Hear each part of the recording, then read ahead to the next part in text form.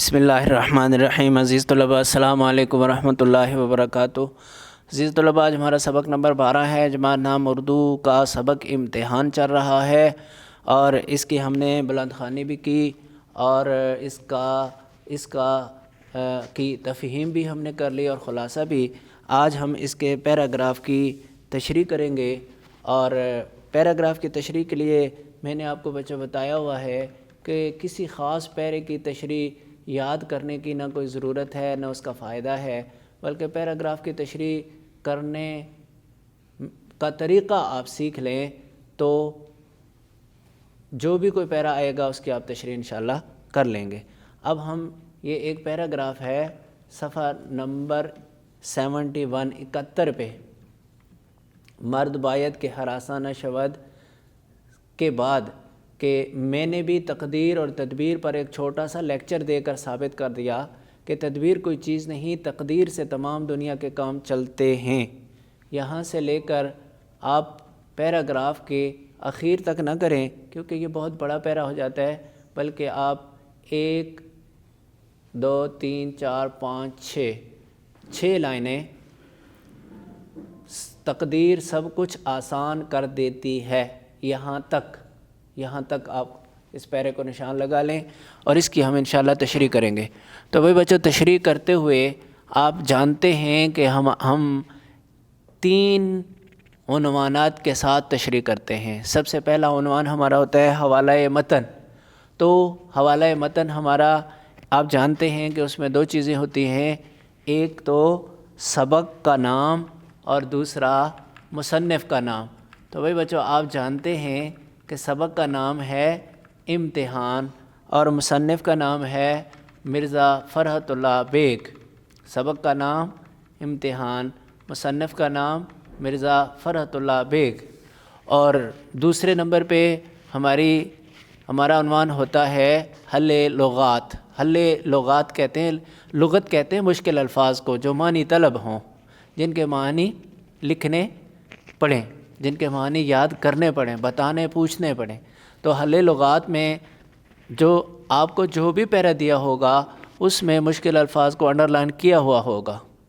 وہ جو انڈرلائن کیے ہوئے الفاظ ہوں گے 4 ہوں گے یا 5، ان کو آپ نے لکھنے کے بعد یا تو بریکٹ میں ان کا معنی لکھ دینا ہے یا لائن لگا کے ایک طرف الفاظ دوسری طرف معنی۔ اس کے بعد ایک عنوان ہوا کرتا تھا سیاق و سباق کا۔ اب آپ نے سیاق و سباق کا عنوان چھوڑ دینا ہے کیونکہ وہ بورڈ والوں نے ختم کر دیا ہے۔ اب آپ نے تشریح کا عنوان دینا ہے اور تشریح کرتے ہوئے آپ نے اس بات کا خیال رکھنا ہے کہ پہرے کو اپنے سے پہلے سے بھی جوڑ دیا جائے اور اس کے بعد سے بھی جوڑ دیا جائے چند باتیں کر کے۔ تو پھر آپ جو پہرے کو ایکسپلین کریں گے تو وہ ہر آدمی کو بہترین سمجھ میں آئے گا۔ تشریح وہ ہوتی ہے بچوں جو بالکل نہ جاننے والا بندہ انسان بھی اگر اسے پڑھے تو اسے بات پوری سمجھ میں آ جائے کہ اس پیرے میں کیا کہا جا رہا ہے اور یہ کس پس منظر اور کس پیش منظر میں یہ بات ہوئی ہے۔ تو آپ جب تشریح کا عنوان دیں گے تو آپ کہیں گے کہ تشریح طلب پیراگراف سے پہلے مصنف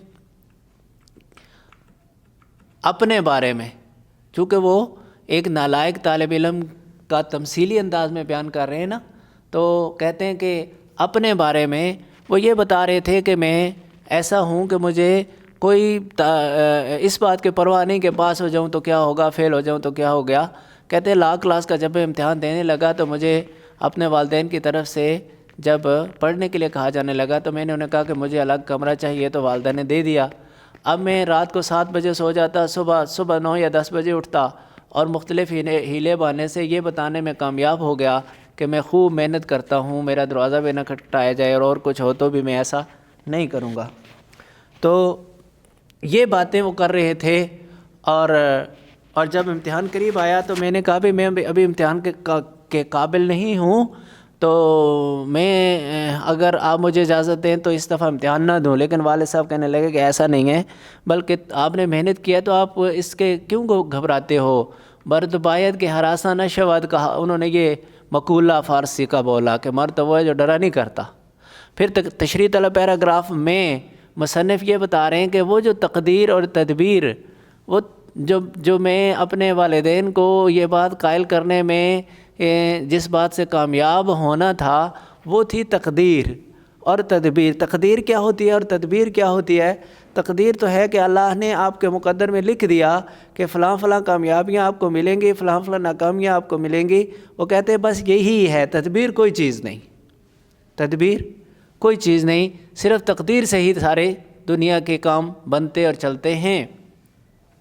تو کہتے ہیں کہ بس یہ بات جب میں نے کی تو بہرحال درخواست دے دی، یعنی وہ فارم بھیج دیا، داخلہ فارم بھیج دیا، اور اس کے بعد پھر رجسٹریشن بھی ہو گئی، پھر یہاں تک کہ رول نمبر سلپ بھی آ گئی، اور مجھے یہاں تک کہ جو حال تھا امتحانی حال وہاں میں پہنچ گیا، اور مجھے کامیابی کی امید تھی 2 وجہ سے کہ یا تو امداد غیبی مل جائے گی اور یا پرچوں کی الٹ پھیر سے میرا کام چل جائے گا۔ اب یہ جو امداد غیبی اور پرچوں کی الٹ پھیر ہے، انہوں نے خود ایکسپلین کر دیا کہ امداد غیبی کیا ہے۔ امداد غیبی یہ ہے کہ ایک دوسرے سے یا کسی نگران سے جو ضرورت پڑا وہ پوچھا اور ان کا بتایا ہوا لکھ دیا، یہ ہے امداد غیبی۔ اور پرچوں کی الٹ پھیر کیا ہے؟ وہ کہتے ہیں کہ پرچوں کی الٹ پھیر یہ کہ کوئی پیسوں کے لالچی لوگ بعض ایسے ہوتے ہیں کہ پیسے لیے اور کسی لائق بچے کے پیپر آپ کے ساتھ لگا دیے اور آپ کے کسی نالائق کے ساتھ لگا دیے۔ تو وہ کہتے ہیں کہ ان 2 وجہوں سے مجھے یہ امید تھی کہ میں پاس ہو جاؤں گا۔ وہ کہتے ہیں کہ اس سے محنت کرنے والا کو نقصان تو ہوتا ہے، لیکن تقدیر و تدبیر کا مسئلہ اس کاروائی میں جیسے حل ہوتا ہے ایسی کسی اور صورت میں حل نہیں ہوتا۔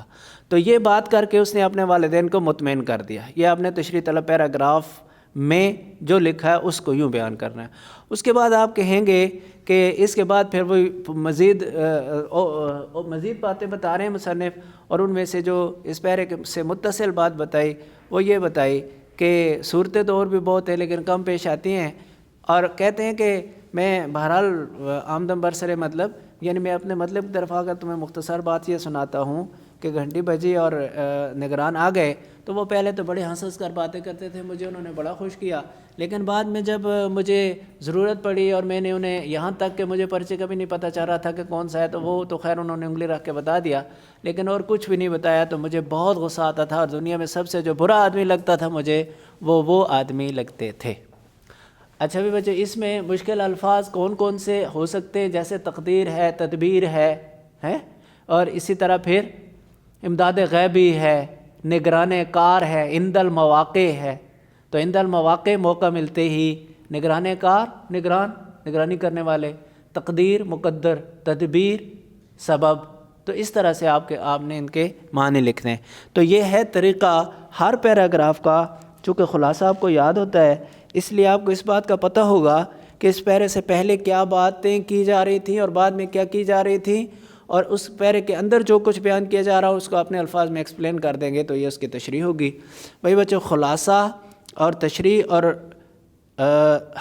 خلاصہ اور تشریح یہ 2 چیزیں آپ نے لکھنی بھی ہیں، اور الفاظ معنی اور دوسری چیزیں وہ آپ نے یاد کرنی ہیں۔ اگلی ویڈیو تک کے لیے اجازت، والسلام علیکم ورحمۃ اللہ وبرکاتہ۔